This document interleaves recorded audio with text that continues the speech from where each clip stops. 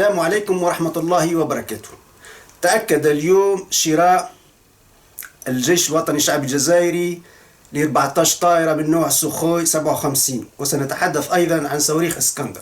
المعلومة أو الخبر أتى به موقع سبوتنيك التابع للدولة الفيدرالية الروسية. طبعا دائما هام جدا رو ذكر المصادر، لأن سبوتنيك هو موقع رسمي تابع للدولة الروسية باللغة الفرنسية. أنا أخذته باللغة الفرنسية، جاءني المقال، إذا تحبوا ننزلوا الرابط المقال حتى تعودون إليه، لأنه طرحت الكثير من التساؤلات. ثم من يقول إشاعة، ثم من يقول الطائرة ليست جاهزة أصلا، ثم يقول الهند وسحبت تمويله. كل واحد يحكي حكاية، لكن الخبر الآن ثابت وسبوتنيك أعطت المصدر الخبر. طبعا بوصول 14 طائرة سوخوي 57 تصبح الجزائر حسب أيضا خبراء دوليين ثالث دولة في البحر الأبيض المتوسط تتمكن من هذه النوعية من الطائرات، يسموها فيرتيف يعني المستقبلية. هذه الطائرات لأنه فقط إيطاليا والكيان الصهيوني يمتلك F-35 طائرات F-35 هذه فيرتيف، واليوم الجيش الوطني الشعبي الجزائري يمتلك طائرات سوخوي 57. الصفقة حسب سبوتنيك تقدر بمليارين من الدولارات، مليارين من الدولارات لشراء 14 طائرة سوخوي 57 فيرتيف. أرجو لمن لديه يعني إمكانيات عسكرية أن يترجم لنا ما معنى فيرتيف. أنا أعتقد مستقبلي، يعني الجيل المستقبلي، هذه مثل طائرات الشبح التي لا تكتشفها الرادارات وغيرها. أيضا سبوتنيك طبعا اعتمد على موقع روسي اسمه avia.pro avia.pro. أكد هذا الخبر، وهي أول مرة تصبح الجزائر حسب هذا المصدر أول بلد في العالم مباشرة بعد روسيا يمتلك سوخوي 57.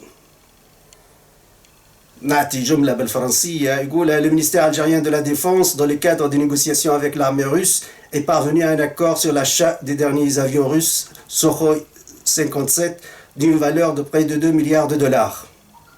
حسب موقع أفيا برو الروسي الذي نقل عنه سبوتنيك. طبعا سبوتنيك هو ملك الدولة، لأنه رسميا لم تصدر بيانات لا من روسيا ولا من الجزائر تؤكد أو تنفي هذه الصفقة. لماذا؟ طبعا لسرية. دائما راهو صفقات السلاح والسلاح المتطور لا تعلن إلى العلن، ثم دائما جانب سري يتم التعامل معه. إذا روسيا زودت الجزائر بسوخوي 57 فقط. 3 دول في البحر المتوسط تمتلك مثل هذه النوع من الطائرات، وكرر إسرائيل الكيان الصهيوني وإيطاليا والجزائر، وهو ما يهدد الأمن الأطلسي، بخاصة فرنسا التي لم تمتلك مثل هذه الطائرات، وإسبانيا. فرنسا عندها الرافال أقل ميزة من سوخوي 57، وإسبانيا عندها F-16 أقل ميزة من سوخوي 57.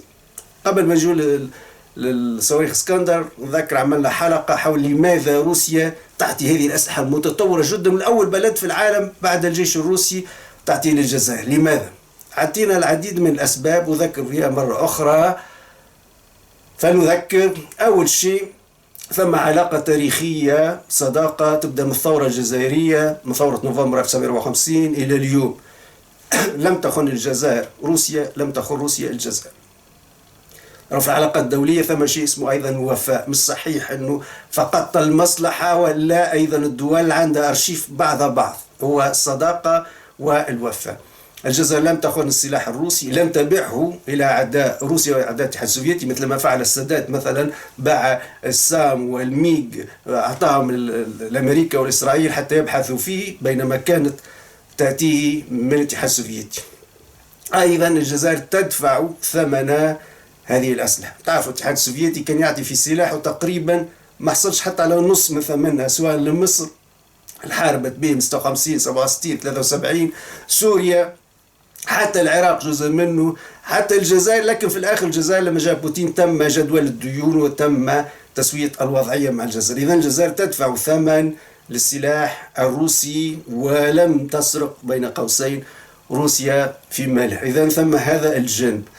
طبعا جانب آخر هام جدا، وهو أن روسيا تريد أن تحاصر الحلف الأطلسي من شمال أفريقيا، تريد أن تضايق الحلف الأطلسي في شمال أفريقيا، لأن الحلف الأطلسي يتدخل على حدودها. أوروبا الشرقية تم إدماجها في الحلف الأطلسي، مسألة القرم إلى آخره. فروسيا تريد أن تفك الحصار حول نفسها بوضع قاعدة متقدمة وبدعم الجيش الوطني الشعب الجزائري، حتى يزعج هذا الحلف الأطلسي، وبخاصة يعني من إسبانيا وإيطاليا وفرنسا. إذا ثم استراتيجية روسية في ذلك. هذه أهم العوامل اللي تدفع بالروس أن يعطوا طيران السخوي 57 لأول بلد في العالم بعد الجيش الوطني الشعب الجزائري. إذا المعلومة كما قلنا موجود مصدرها لمن يريد أن يحصل عليها. نذكر في الحلقة الماضية على السخوي 57 قلنا أنه في وزارة الدفاع ثم صورة جدارية كبيرة جدا فيها دبابات T-90، وفيها أيضا